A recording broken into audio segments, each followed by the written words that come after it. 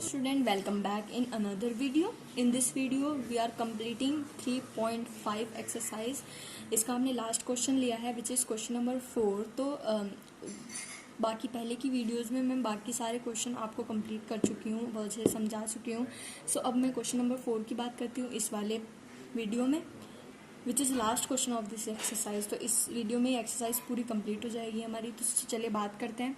तो question number 4 में क्या है, form the pair of linear equation in the following problems and find their solution if they exist by any algebraic method. तो किसी भी algebraic method से हम निकाल सकते हैं, बट हम इसमें स्पेशली क्रॉस मल्टीप्लिकेशन मेथड कर रहे हैं.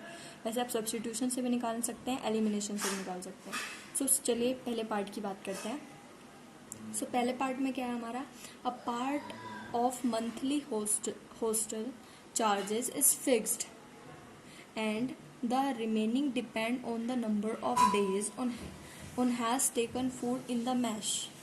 When a student A takes food for 20 days, she has to pay rupees 1000 and as hostel charges, whereas a student B who takes food for 26 days pays rupees 1180 as hostel charges. Find the fixed charges and the cost of food per day. Okay, so तो हमें निकालना क्या है, निकालना है fix charge और cost of food per day. Okay, so question में क्या कहा उसने कि कोई हॉस्टल है जिसका मंथली जो फिक्स चार्ज है एक तो, एंड एक हमारा जो रिमेनिंग चार्ज है वो पर डे के हिसाब से कि जितने दिन आप फूड लेते हो मैस से उस हिसाब से है. तो दो स्टूडेंट की बात यहाँ पे की गई है क्योंकि हमें दो इक्वेशन चाहिए, तो दो कंडीशन दी गई है हमें यहाँ पे. तो पहले हम फिक्स चार्ज मान लेंगे, फिर कॉस्ट मान लेंगे फूड की पर डे के हिसाब से, उसका भी चार्ज अलग से मानना पड़ेगा. सो सबसे पहले हम वही मान लेते हैं जो हमने निकालना है. So let fix monthly hostel charge rupees x. मान लिया हमने कि जो फिक्स चार्ज है वो रुपीज़ एक्स है. नाउ चार्ज पर डे, जो फूड का चार्ज है पर डे का वो मान लिया हमने यहाँ पे रुपीज़ वाई है. चार्ज पर डे जो फूड का है, मैस से जो फूड लेंगे वो हमने मान लिया रुपीज़ वाई है. Now according to question first condition में क्या है, फर्स्ट कंडीशन में हमें कहा है उसने एज पर कंडीशन 1 स्टूडेंट ए की बात करते हैं. सो उसने क्या किया, उसने 20 दिन मैस से खाना लिया. 20 दिन मैस से खाना लिया उसने, जो पहली स्टूडेंट थी. तो उसने कितने रुपए दिए उसको, 1000 रुपये पे किए उसने पर मंथ के हिसाब से. जो उसकी पूरे मंथ की जो वो आई है पेमेंट आई है वो 1000 रुपीज़ है और उसने 20 दिन मैस से खाना लिया. सो सबसे पहले वही जो मंथ का फिक्स चार्ज है एक्स, वो हमने माना था. जो हमारा फिक्स चार्ज था वो तो लगना ही है, जो मंथ का फिक्स चार्ज है वो हमने एक्स माना था, तो वो एक्स है यहाँ पे. नाउ अब हमने जो हमारा 20 डेज उसने मैस से खाना लिया था, तो हमने मान लिया पर डे के हिसाब से वाई है हमारा वो चार्ज. तो 20 डेज का कितना होगा 20 Y. So X plus 20 Y is equal to 1000. Total कितने रुपए पे किए उसने, 1000 रुपीज़. तो यहाँ से हमने फर्स्ट कंडीशन से फर्स्ट इक्वेशन मिल गई है. फर्स्ट कंडीशन से फर्स्ट इक्वेशन मिल गई. अब सेकंड कंडीशन की बात करते हैं. सेकंड कंडीशन में क्या है, स्टूडेंट बी है, उसने 26 दिन मैस से खाना लिया और उसके जो कॉस्ट है वो उसने कितना पे किया 1180 रुपीज़. सो जो मंथली चार्ज है एक्स वो तो लगना ही है, प्लस जितने दिन उससे मैस से खाना लिया, एक दिन का हमने माना था वाई, तो 26 दिन का 26 वाई इज इक्वल्स टू जो टोटल उसके रुपीज़ थे वो. सो इतने टोटल पे किए थे उसने. तो यहाँ से हमें सेकंड इक्वेशन मिल गई है which is X plus 26 Y is equals to 1180 rupees. अब दोनों इक्वेशन हम जनरेट कर चुके हैं which is x plus 20y is equals to 1000 and x plus 26y is equals to 1180. सो ये दोनों इक्वेशन हमारे पास आ. अब दोनों इक्वेशन मिल गए. सबसे पहले हमें करना क्या होता है, कंपेयर करना होता है. सो दोनों इक्वेशन को हम कंपेयर कर लेते हैं जो जनरल फॉर्म होती है हमारी पेयर की. सो इनसे कंपेयर करके हमने a1 b1 c1 a2 b2 and c2 की वैल्यूज़ निकाल लेनी है.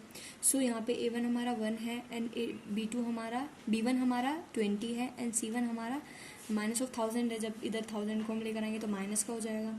सो ये A2 हमारा कितना है 1 है एंड B2 कितना है 26, C2 कितना है माइनस ऑफ 1180. जब इसको इधर लेकर आएंगे जनरल फॉर्म तब होगी हमारी, तो ये हमारा माइनस में हो जाएगा, तो माइनस में रखेंगे यहाँ पे. उसके बाद हम क्या करते थे, उसके बाद हमने क्या करना होता था BCAB, ये हर क्वेश्चन में लिखना है क्रॉस मल्टीप्लिकेशन के हमने, इससे हमें आसानी होती है. सो अब b के नीचे हमने b की दोनों वैल्यूज़ रखनी है which is 20 and 26. B1 and B2 की वैल्यू। अब C के नीचे हमने C की वैल्यू रखनी है विच इज़ -1000 एंड 1180 माइनस में। सो A के नीचे A की दोनों वैल्यू विच इज़ 1 एंड 1 दोनों की 1 है। B के नीचे अगेन B की वैल्यू 20 एंड 26 रख दी हमने। अब इसके बाद क्या करना है हमने x upon y upon 1 upon और तीनों इक्वल में रखेंगे। इक्वल में जब हम लिख देंगे ऐसे, अब नीचे की वैल्यू इस चीज़ से आएगी हमारी। सबसे पहले हमने क्या करना है, फर्स्ट वैल्यू को पाने के लिए नीचे से ऊपर की तरफ मल्टीप्लाई करना है सबको। नीचे से ऊपर की तरफ जिस तरफ एरो लगा हुआ है उस तरफ मल्टीप्लाई करना है। सो यहाँ से इसको मल्टीप्लाई करके हमें क्या मिला -26,000। फिर बीच में हमारा माइनस का साइन तो लगना ही है। अब उसके बाद हमने इसके साथ मल्टीप्लाई करा तो यहाँ पे क्या मिला हमें -1180। सो ये मिला। अब माइनस का साइन लगना ही है हमारा। अब यहाँ पे से क्या मिला हमें 20, तो माइनस साइन सब में लगना है। अब उसके बाद हमने क्या करना है, ऊपर से नीचे की तरफ मल्टीप्लाई करना है, इस तरीके से क्रॉस में मल्टीप्लाई करना है। अब यहाँ से हमें क्या मिला, इससे मल्टीप्लाई करके हमें मिला -23,600। उसके बाद यहाँ पे क्या मिला हमें, यहाँ पे मिला -1000, इससे मल्टीप्लाई करी 1 से ना। अब इस यहाँ पे क्या मिला 26 × 1 विच इज़ 26। ओके, सो यहाँ से हमने इसको जब हम सॉल्व करेंगे तो सॉल्व करके हमें मिला x upon 2400 y upon 180 is equals to 1 upon -6। तो ये मिला हमें। अब हमने x की वैल्यू फाइंड आउट करनी है तो इससे कंपेयर करना पड़ेगा। y की वैल्यू के लिए इससे कंपेयर करना पड़ेगा। तो सबसे पहले x की वैल्यू फाइंड आउट करते हैं। सो x के लिए हमने कंपेयर कर दिया इन दोनों को। x upon 2400 is equals to 1 upon -6। तो यहाँ से हमने x की वैल्यू की क्या मिली 400। ये ऊपर जाएगा तो डिवाइड करके यहाँ से हमारी 400 वैल्यू आएगी। सो x की वैल्यू क्या आ गई 400 आई।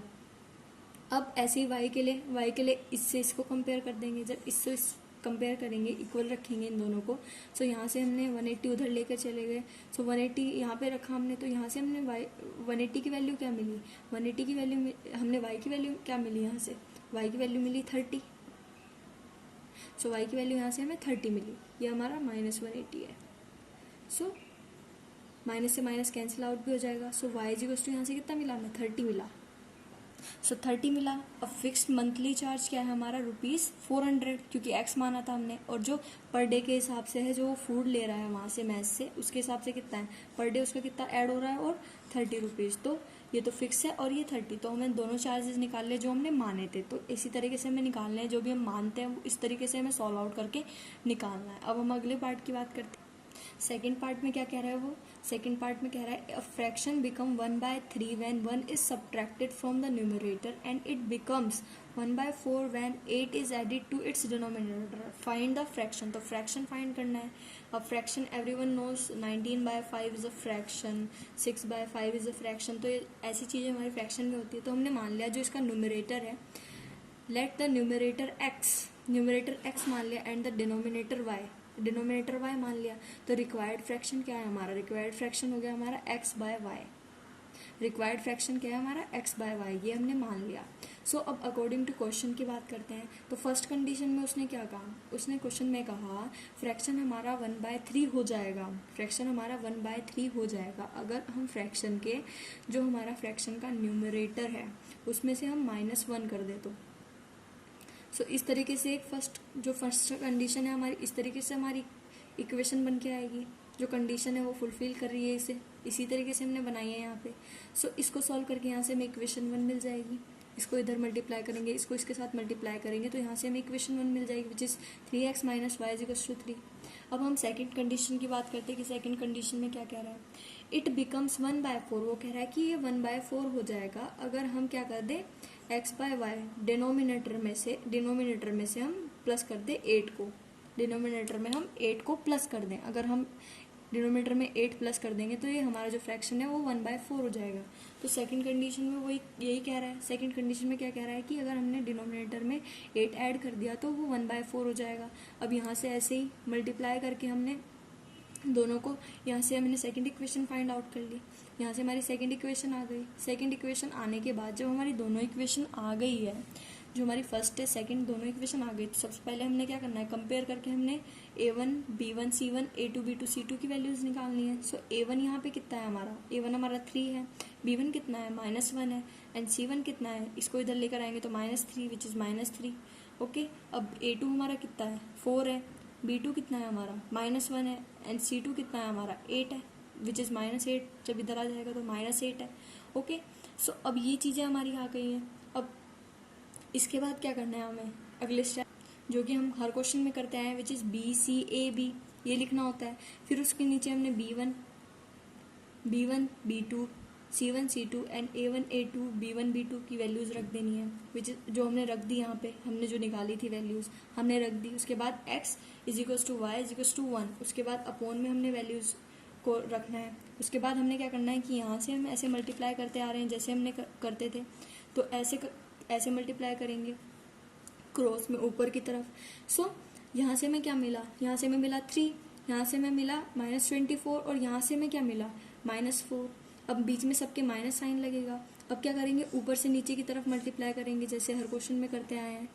अब तो आपको बहुत इजी लग रहा होगा क्योंकि आप इतने सारे क्वेश्चन इस पे कर चुके हैं, बता चुकी हूँ। मैं हर क्वेश्चन में ही डिटेल में बता रही हूँ, भले ही चाहे मैं कितना ही डिटेल में समझा रही होंगी, पर हर क्वेश्चन में बता रही हूँ, किसी भी क्वेश्चन में मैं स्किप नहीं कर रही हूँ। सो आप देख सकते हैं कि यहाँ पे हमने इस तरीके से मल्टीप्लाई करा, तो यहाँ से हमें क्या मिला 8 मिला, और यहाँ से हमें कितना मिला 3 4 = 12 मिला, और यहाँ से कितना मिला -3 मिला। सो इस तरीके से मिला हमें। अब उसके बाद यहाँ से x बाय -5, y बाय -12, 1/-1। सो अब हमने x एंड y की वैल्यूज़ फाइंड आउट करनी है।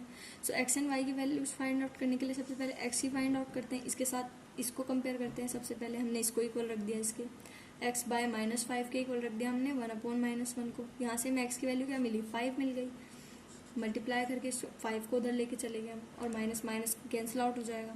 नाउ यहाँ से y की वैल्यू फाइंड आउट करने के लिए हमें क्या करना है, इसको इसके इक्वल रख देते, तो रख दिया हमने यहाँ पे। जब रखा इसको तो यहाँ से y की वैल्यू क्या मिली हमें 12। सो इससे क्या पता चला, हमारा x एंड y की वैल्यूज आ गई है। तो न्यूमरेटर हमने क्या माना था, x माना था, तो x की वैल्यू क्या आई 5, तो न्यूमरेटर कितना आया 5, डिनोमिनेटर कितना आया 12, क्योंकि वो y माना था हमने, y की वैल्यू 12 आई है।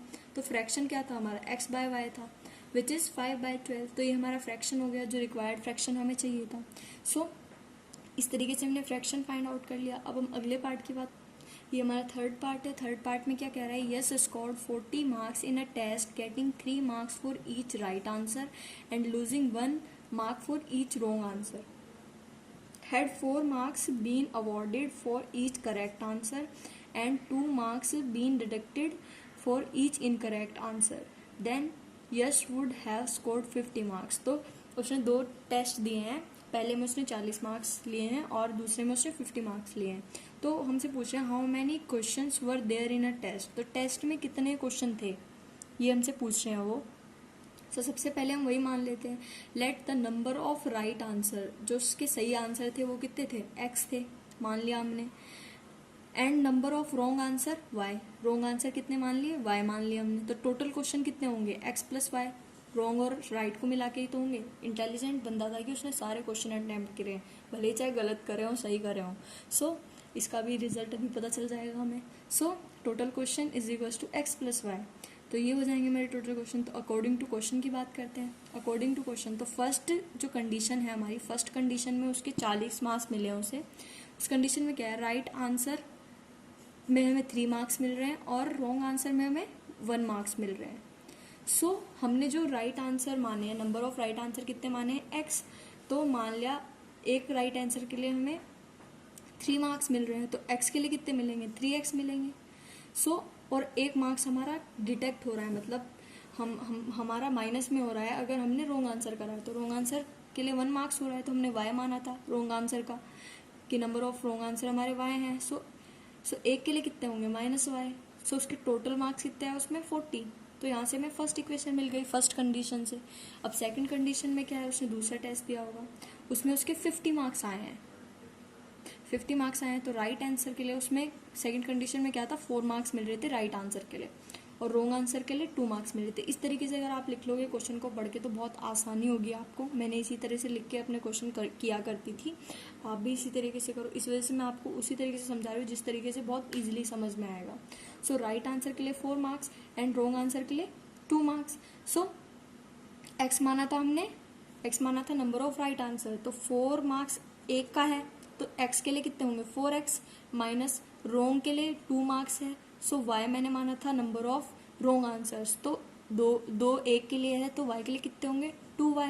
माइनस हम इसलिए कर रहे हैं क्योंकि वो डिटेक्ट हो रहे हैं, माइनस हो रहे हैं, माइनस करके ही आ रहे हैं, ठीक है। सो 50 इज इक्वल टू 50, उसने स्कोर 50 करे थे। क्योंकि अगर आपके किसी टेस्ट में, माइनस हम इसलिए कर रहे हैं, एक बार और आपको बता देती हूँ, क्योंकि अगर आपके किसी टेस्ट में 60 मार्क्स आए हैं जिसमें कि आपने 10 क्वेश्चन सही करे हैं, ठीक है, और आपने क्वेश्चन गलत करे हैं 2, सो उस 2 क्वेश्चन के लिए आप जितने आपको 10 क्वेश्चन के लिए स्कोर हुआ उसमें से ही तो माइनस करके मिलेंगे आपको 58 मार्क्स।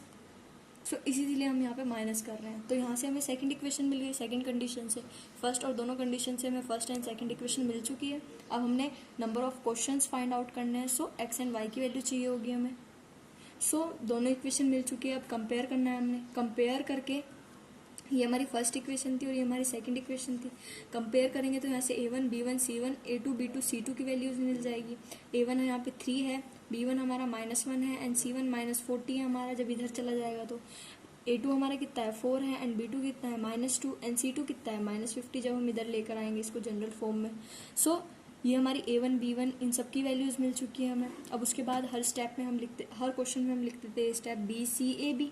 सो यही लिखेंगे हम यहाँ पे। अब उसके बाद b के नीचे हम b की सारी वैल्यूज लिखेंगे विच इज़ -1 एंड -2 लिख दी।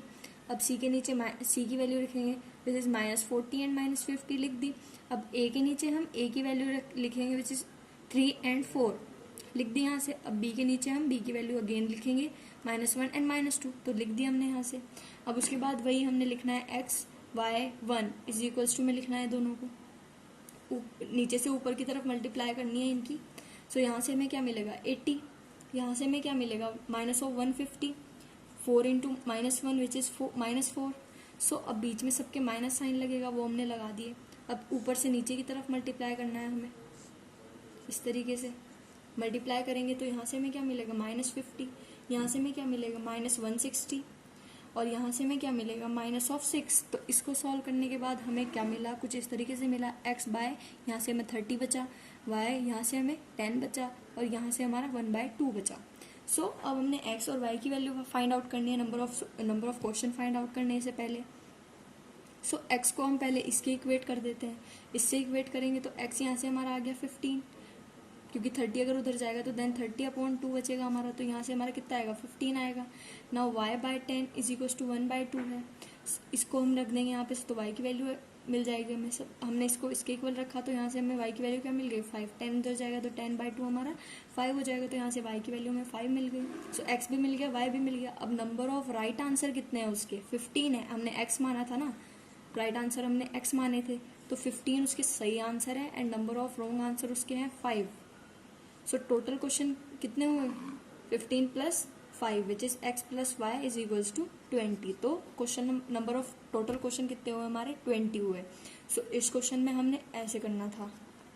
सो thank you for watching this video and student subscribe to my channel ताकि आपको सारी नोटिफिकेशन मिल चुके। और आप डिस्क्रिप्शन जरूर चेक करना, मैं वहाँ पे आपको लिंक दूंगी इसकी क्रॉस मल्टीप्लिकेशन मेथड की और पूरे चैप्टर की, क्योंकि मैंने बहुत अलग अलग lecture. Thank you so much, thank you for watching, thank you.